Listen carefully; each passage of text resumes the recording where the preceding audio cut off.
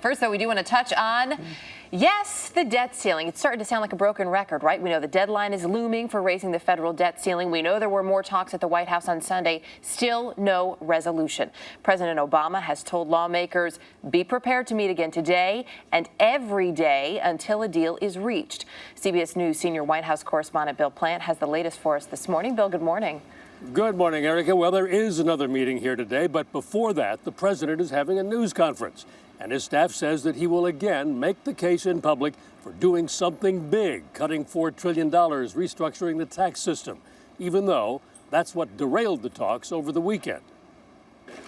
Halfway into the weekend negotiations, House Speaker Boehner pulled the plug on the so-called grand bargain, a $4 trillion deficit reduction deal he'd been discussing with the president, saying he just didn't have the vote. To get a big package would require big tax increases in the middle of an economic situation that's extraordinarily difficult with 9.2% unemployment. We think it's a terrible idea. It's a job killer. Treasury Secretary Timothy Geithner on CBS's Face the Nation said President Obama is not giving up. He wants to do the largest possible deal that's going to do the most for the economy. So what happened over the weekend that soured the GOP on President Obama's grand plan? In a word, taxes.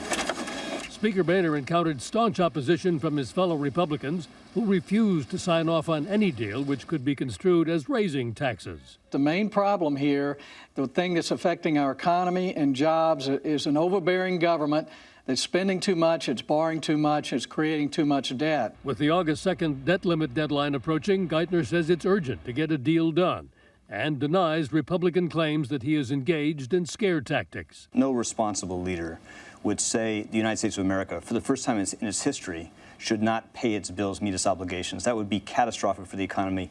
Everybody understands that. There's just a lot of political theater in this business.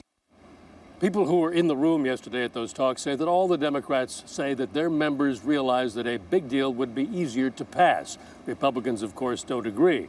But they also say that everyone in the room, Republican and Democrat, did agree that something has to be done, and soon. Erica? Funny, Bill, the American people seem to agree to that for a long time, too. Bill Plante at the White House this morning. Bill, thanks.